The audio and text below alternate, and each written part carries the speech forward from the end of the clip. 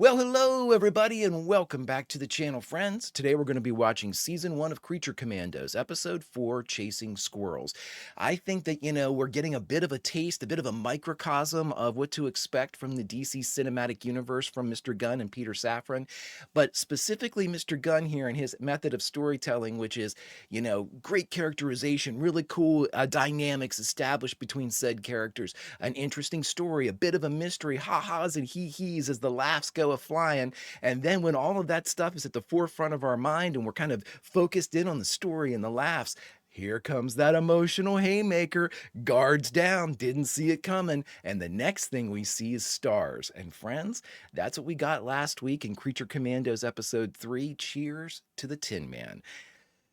What to expect from this week? Don't know, my friends. Before we get started, if you could do me a huge favor, hit that like button, smash that subscribe, ring that bell for notifications. Greatly helps out a small channel and it allows me to alert you next time we go live. And of course, if there's anything that we do that you would like early or in its full-length format, the link to our Patreon is in the description.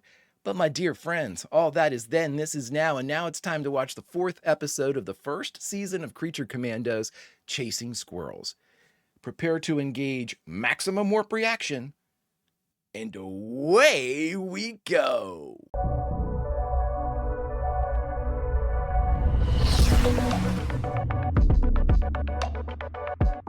Do you not think it's best to just bong?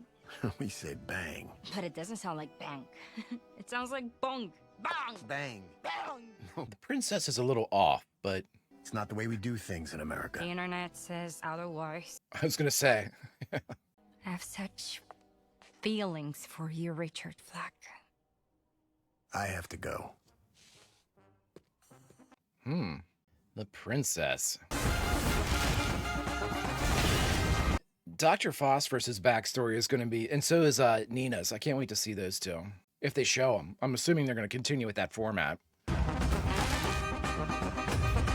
I like Frank Grillo as an actor very much. I think he does his job very well. I'm glad to see that he got this. This is a big part. I'm glad to see that. Where is the weasel? Economos, nice. Does she really need the hell I am about to rain down upon this place for refusing to let me see my client? I'm not lying. What happened to your leg? Well, I was fighting off an alien invasion. Fine, don't tell me. It's actually true. The events of Peacemaker. Even though you got us into some trouble over there, you're good at this. If the need comes up for this type of group again, I hope you'll be a part. I didn't realize I had a choice. Right. Why is she looking at him like that?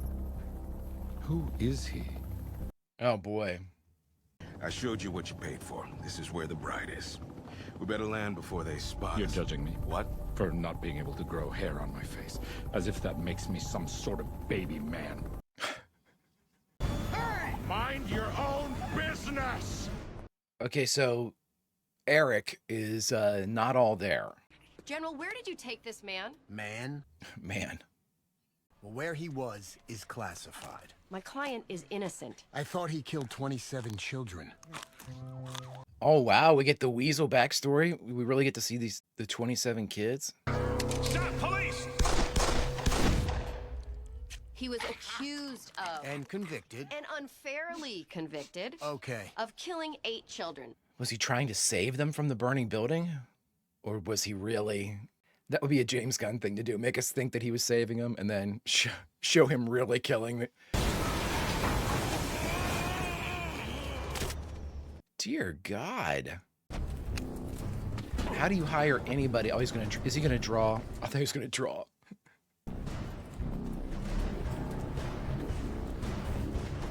Eric might be a problem.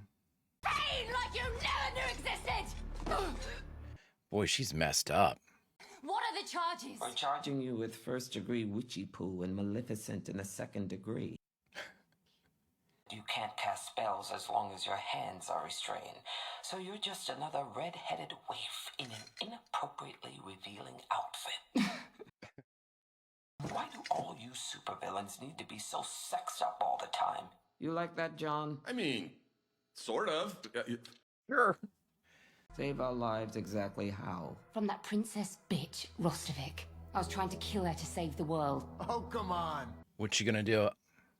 All I see here are murder and assault charges. Even the devil doesn't want to see the world die. And we should believe you. Why? I will show you.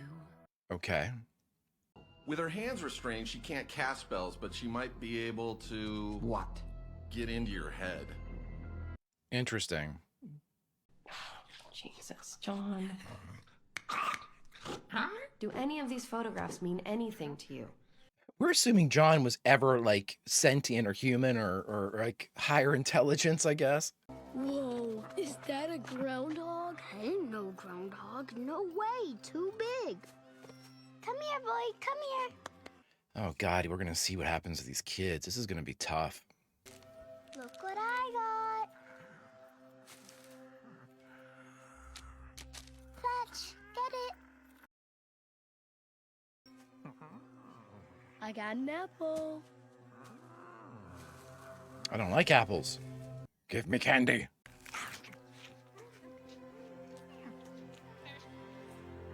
Oh boy. Oh, something terrible is going to happen.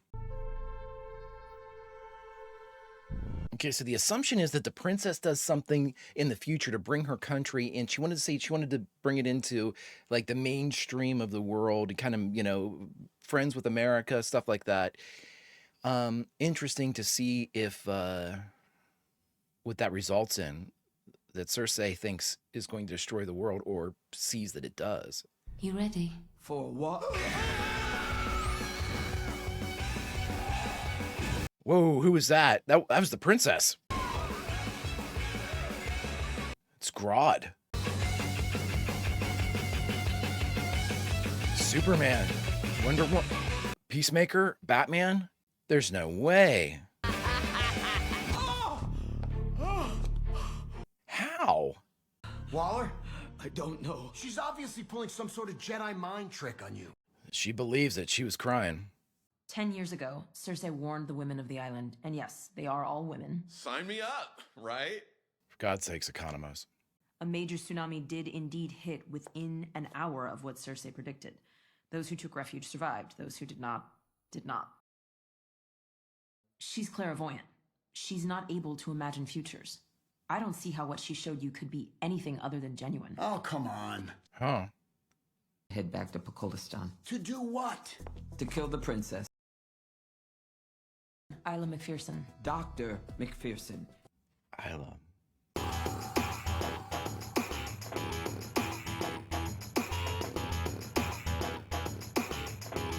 Contact the Pokolistani embassy. Tell them we have information of another credible threat against the princess. Waller, It's us. are you telling me the United States is now in the business of executing people for crimes they haven't committed yet? Bumping uglies with someone doesn't mean you're infallibly able to know a person's character, General. Oh, what? We find a leader who's less whiny little bitch and more just bitch. Are we supposed to assume that's the bride? What you looking at, Manic Panic? Give her back her food. Or... There we go. Let's see what you... Oh, you don't get beat up, you get death. Took care of it. Hey, give me that. There you go. Now everyone's happy, right? Except for you, because you no longer have food. And you're ugly. Dear God. You're leading the team back to Pokolistan. Nina, Phosphorus, Weasel, get ready to leave. I mean, we're down by 2. The princess's life is in danger. Thank you. To go back though, yes. No, it's a matter of life or death. You're being followed, bud. Or maybe not. You are being followed. Oh my God. You think she'll love you? She'll never love you! Who are you talking about, dude? Like Rick has any...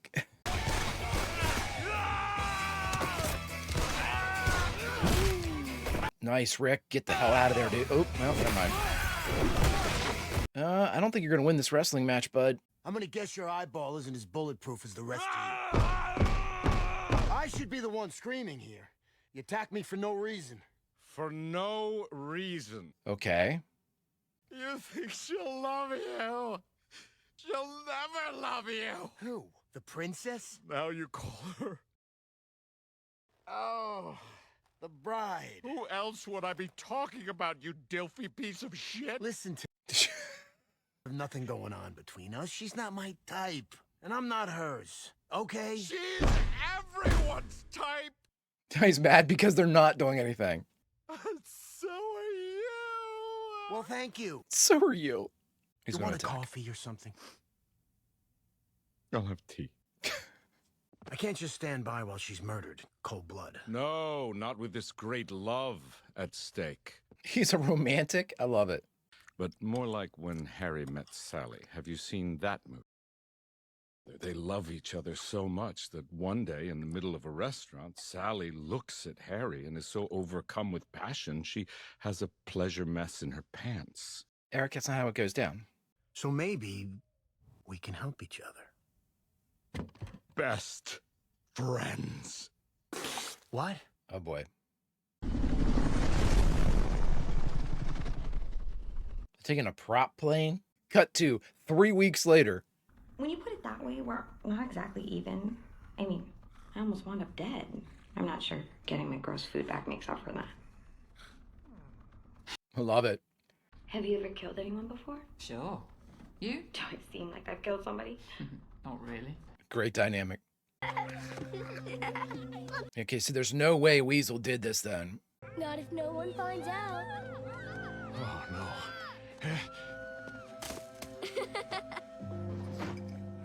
It's a bottle of liquor in there. It's great.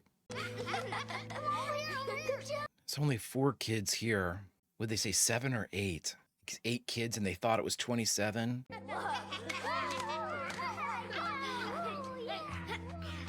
Okay,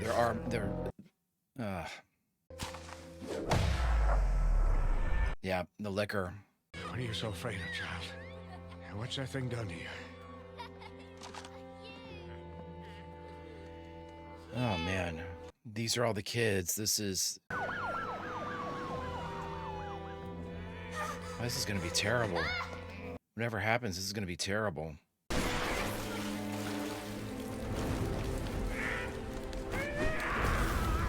Oh, it's going to blow everybody up. Yep.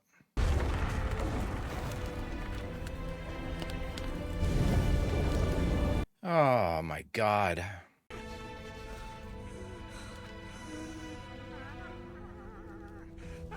Oh, my God. Weasel.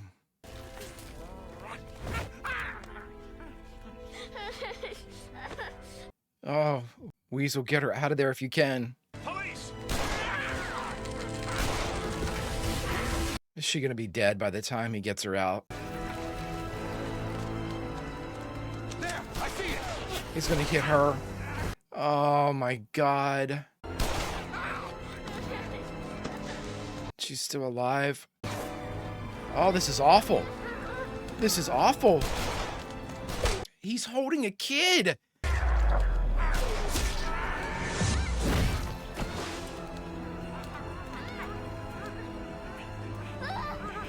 Oh my God.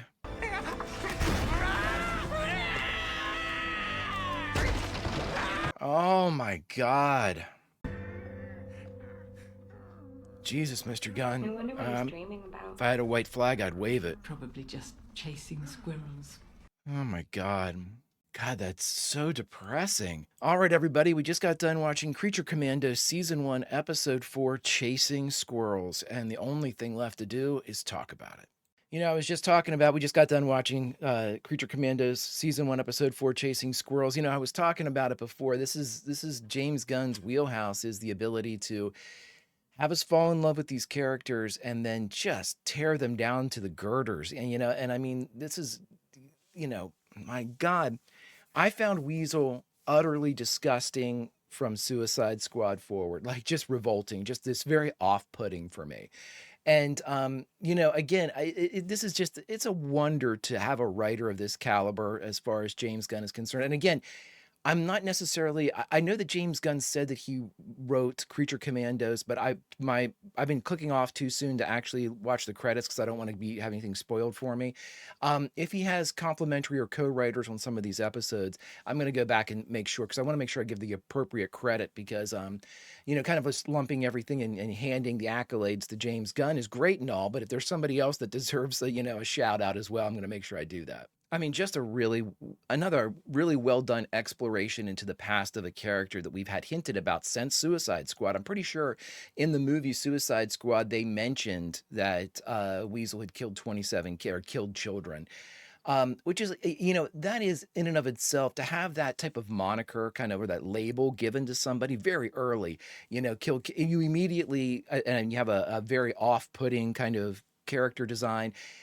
It's an easy way to just create an immediate sense of like revulsion or loathing towards the character, which is exactly, did it. I got hit with that completely. And it's just tragic. I mean, you could see that it was a very simple setup of, misinformation, misinterpretation. They show up and they see that there's been this row, and then there's a burning building and a school and dead kids, and of course, you see this creature.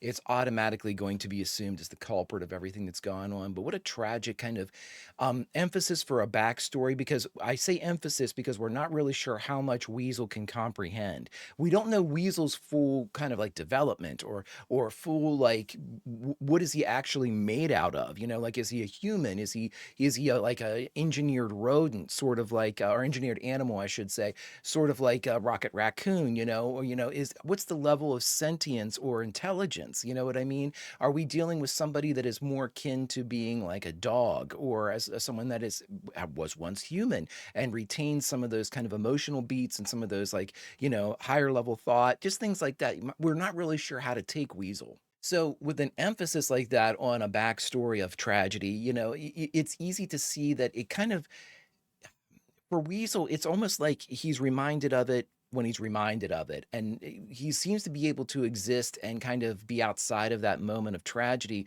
which again, we're not sure how long it's been since this has happened. So like, that doesn't really inform us as to his makeup. It could just be a coping mechanism that any human would do as well. So it's a good way to give us some backstory on Weasel without really filling in any of the gaps as to what the hell Weasel is.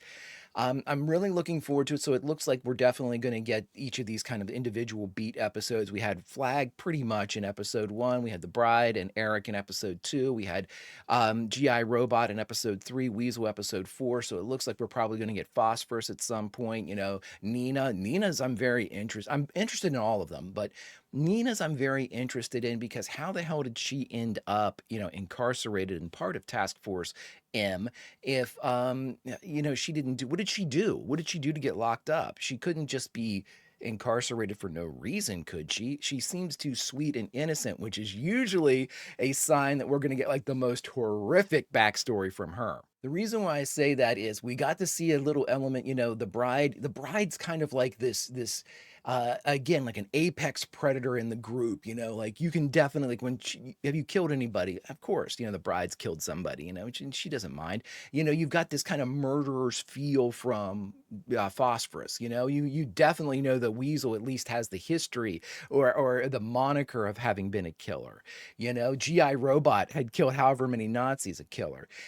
Nina, she said she didn't answer the question. Have you killed anybody? Does it look like I've killed? That's not an answer. That's not an answer to a question. That is, just being cheeky at that point. So I'm really curious to see if Nina has like the truly horrific backstory. Like she's this seemingly sweet, innocent person, but maybe she has something really bad. And again, I'm not theorizing that that's what it's going to be.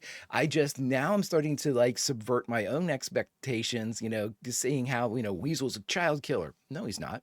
GI Robot, we're contradictions. So now I'm, like I said, looking at Nina, she's a sweetheart. No, she's not. That's what I'm thinking. We might have something like that happen. but I really like how he's progressing this story in an interesting way, and he's slow rolling it. It's not like we're rushing around and doing a bunch of stuff, even though it looks like we're rushing around, just return, then we're going back to the princess. But at the same time, it's a kind of a slow deployment of what this is. That Cersei, hey, she's going to kill everything, and I can't control what I see. So I'm certainly not fabricating it or making it up. I can't control what I see. So I'm seeing something that I have a history of being right, and now you're seeing it. That's concerning. But it leads to the question that this is the entire Justice League that looked like it was wiped out, and it looked like the princess was allied with at least somebody from Gorilla Grodd's empire. And I'm assuming that character design is probably Grodd. I can't imagine anybody else like assuming that level. There was somebody else.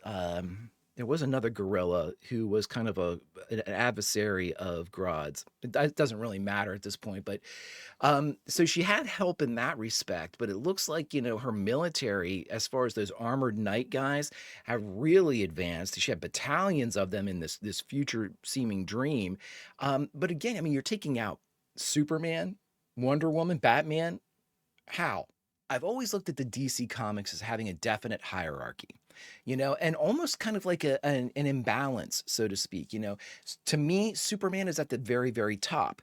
Now, I know that there's been enemies and things like that have come up that have rivaled Superman in raw power. You can even say, Bizarro's just got his skill set just backwards. You can say Luthor is always a challenge for him, absolutely, with Brainiac coming in there and being potential victor, could beat him at any time. And of course you got the Doomsday and people like that have actually legitimately beat him in a physical fight.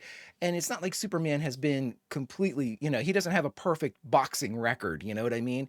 But at the same time, if you're going to say who's the most powerful superhero, and I'm saying like across the board in DC and Marvel, you have to say Superman. And there's always, I mean, my buddy Steve will just absolutely, throw Thor in there too. And I agree, Thor is and from the comic books especially, is incredibly powerful and things like that. But there's got to be the best. There's got to be the best. And I've honestly, full disclosure, never been a huge Superman fan, but I will admit and respect the character enough that that's the apex of superheroes. Is it fair? No, but he was the first one and he gets all the powers.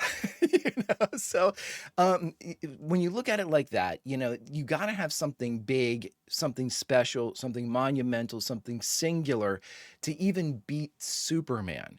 So when you throw the Justice League in there too, and for this reason, in my comparison back to Marvel, is I've always viewed the DC heroes as being superior in power level to the Marvel heroes, almost across the board. And I mean, when you think of like the power that Green Lantern wields, the actual uncut speed of the Flash that is far greater than anything that like Quicksilver or North Star or anybody like that could produce, at least whenever I read. I'm sure they've probably bumped them up power-wise now.